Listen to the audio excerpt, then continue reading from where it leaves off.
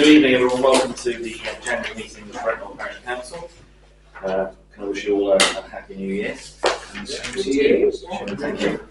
I believe we have a couple of members of the public who want to address us before we commence the meeting. Again, just a reminder, as you're aware, we are on video and we post it on YouTube, so it is public. So I believe we have both Mr. Woodwards want to speak. Who wants to go first, Mark or James? Shall I go first? Okay, Mark, if you'd like to go first. Yeah, okay. So, yeah, my name is Mark Woodward. I live in 161 Brent Street, Brent Knoll. I am sort of the northerly neighbour of the applicant's late wife, mother, Red Rose. And our property is serviced by a shared driveway. We have an access over that driveway to allow us to put our car in our garage. And I've raised an objection against this outline plan application on the grounds of the effect that it will have on the substandard driveway which we share, on the fact that there will be an increased traffic movements during the construction phase, and that with the construction of a new access route 159 on the easterly side of the plot, that will increase the traffic which will be emptying out into Brent Street just by the pub, which is already a very busy little place.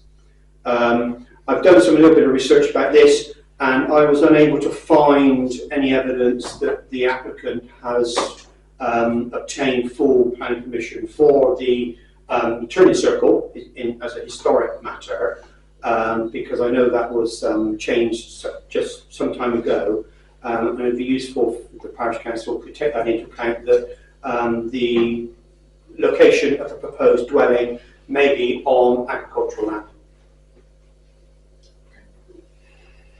Thank you.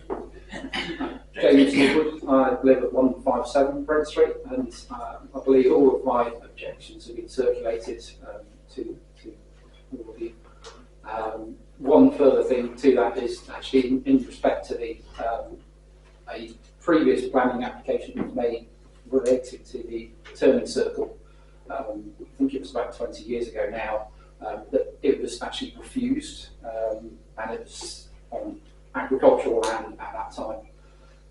The orchard itself, I believe, also is part of agricultural land, not part of the residential property or plot that 159 Okay. Thank you very much.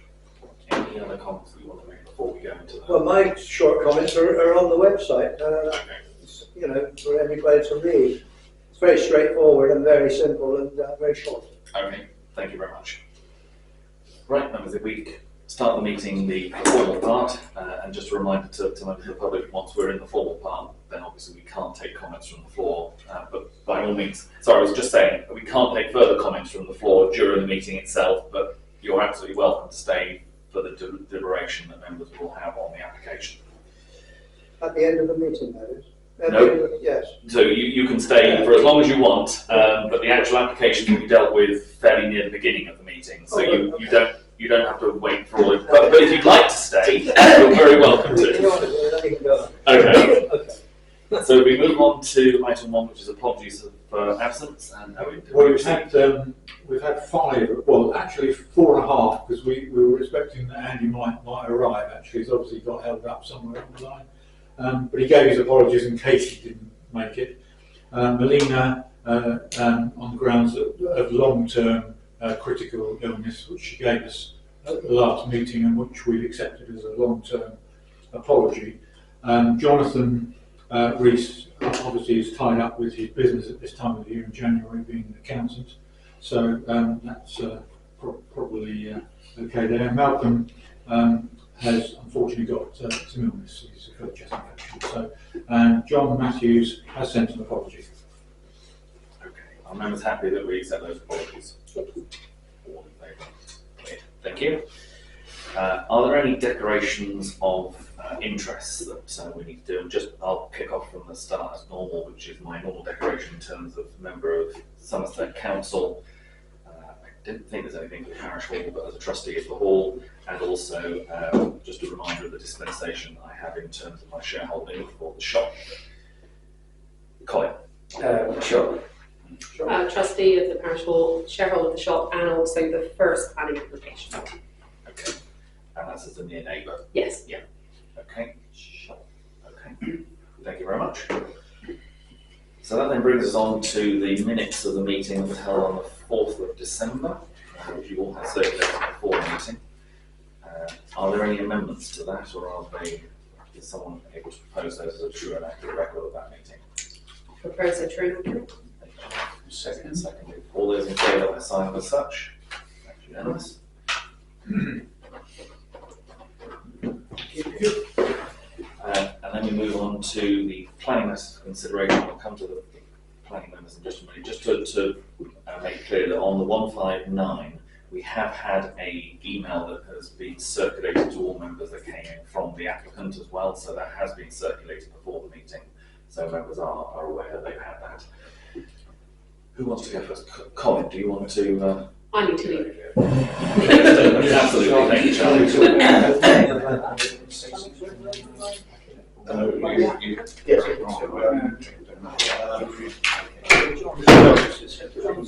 Colin first. Yeah, okay, Colin.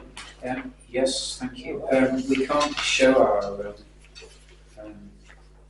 stuff on the ceiling, so I hope that you all managed to have a look at it on the website, this particular application. What can do, Colin, is if you want to see the plan, you can turn them around on the laptop and then at least members will be able I'm not to sure see. they're necessary, but Okay.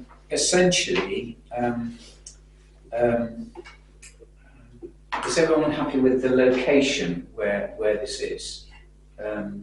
It's the narrow road or track which is opposite to the green cottage that's just been restored, a little cottage that's been restored as I think the lady that runs the dancing lives there, doesn't she? And then the red cow is just a further property down, and this property is surrounded by smaller cottage properties. So, and the thing to be aware of in this particular location, I think, is that the road is particularly, it seems to narrow there quite significantly. What they're proposing to do is they want they want outline planning consent for the construction of a dwelling to the rear of the property. And I understand that they propose to knock through a very old wall where that gate is there and construct a driveway that would take you down to the new property. So it's outline approval only. I've looked at the Axboo Drainage Board, highways, that sort of thing. There's no particular comments from them except that they're not refusing it. They're saying that certain things will have to be put in place. But the interesting thing is that there are 6 interested parties who have registered their concerns. They're all very much along the same lines. I have read them. I have copies of them here if you want to see them, and I trust that you have also had a look at them. But from my own point of view, one in particular probably is the most important one. And I'd like to read from it to make sure we get it right. The site plan shows the proposed new house located on land that is outside of the development boundary for the village of Brent Knoll and on open countryside. This land was subject to a planning application in 1997, which was rejected at the time, and the committee resolved to take enforcement action to return the land to its open countryside designation. And there is a planning decision with reference that one can refer to. I would urge the local authority to issue an enforcement notice to remove this turning circle and return the land to its designation as open countryside. Notwithstanding that, I understand that there are problems with the Wessex water network that flows underneath this particular development, which will, as this person points out, will sterilises a significant portion of the application site. Any new building work in the vicinity of the sewer would require agreement with Wessex Water, and special foundation measures in such agreement must be forthcoming. I think the other thing is this particular development will have an impact on the privacy of the rear gardens to 157, 159, 161, 163 and 165 Brent Street. The access will be through a very old established wall, which is a particular, I think, architectural feature which we should be mindful that it will probably go, which is not a very good thing.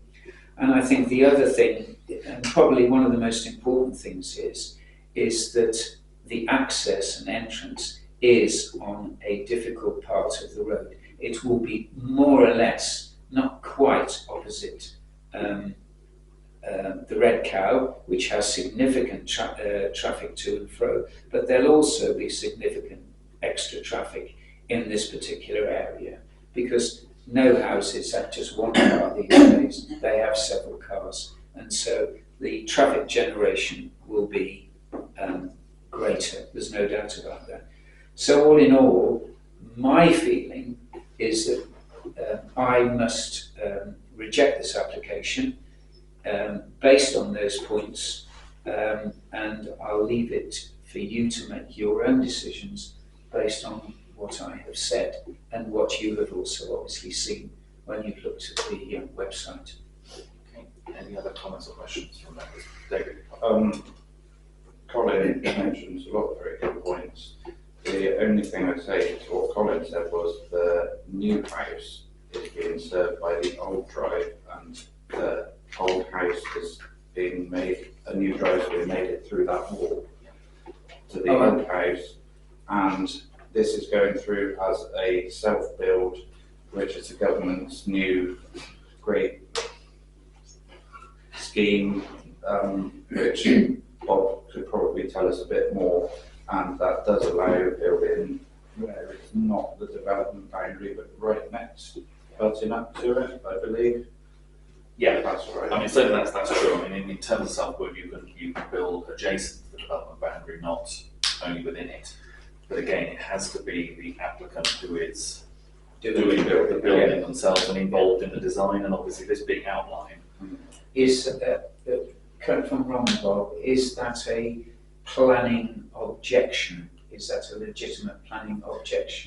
It would certainly be legitimate to question the fact that is it self-build, bearing in mind the application, but I mean, that would be up to the officers to decide, and they may well say yes, as long as, in effect, I think what would end up happening is, whereas you normally get an outline and then a reserve matters, if they sold this plot to someone, they'd probably have to come in with a full application, so they go back over the whole thing again, because it would be a different applicant, and therefore it would have to go to qualify the self-build. But it is a legitimate thing to highlight.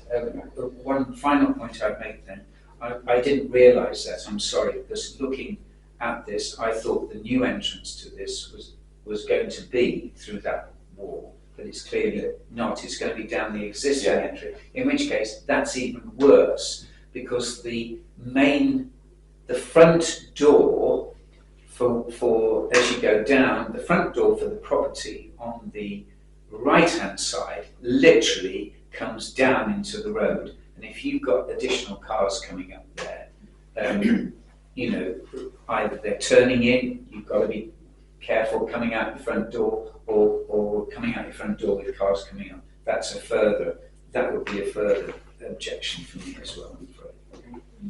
So, no, that's fine. No, I completely agree with what Colin says. I think there's way too much going against it. It should be rejected on the ground. And also, there's usually quite a lot of cars parked right down through there. It's chock-a-block and narrow. And you know, taking into account the privacy of the existing neighbours, I think we should reject it. Okay. So just to, I've been making sort of notes as we go through, so the issues that have been raised is concern because it is outside the development boundary and the issue about whether it is a full self-build. The question that's been raised about the land as to whether there is outstanding enforcement on the land relating to the fact that it's agricultural rather than part of the domestic curtilage of the property. Yeah. That there are concerns about the sewer that runs through the site and the impact that would have on the developability of the site. Mm. The impact on the privacy of neighbours by the additional property being built behind the existing property. The change of character and the street scene with the removal of the historic wall at the front, the creation of an additional access onto Brent Street in a narrow section near the Red Cow and the volume of traffic that is in that area, Yeah. and the increase in traffic by having 2 dwellings rather than 1.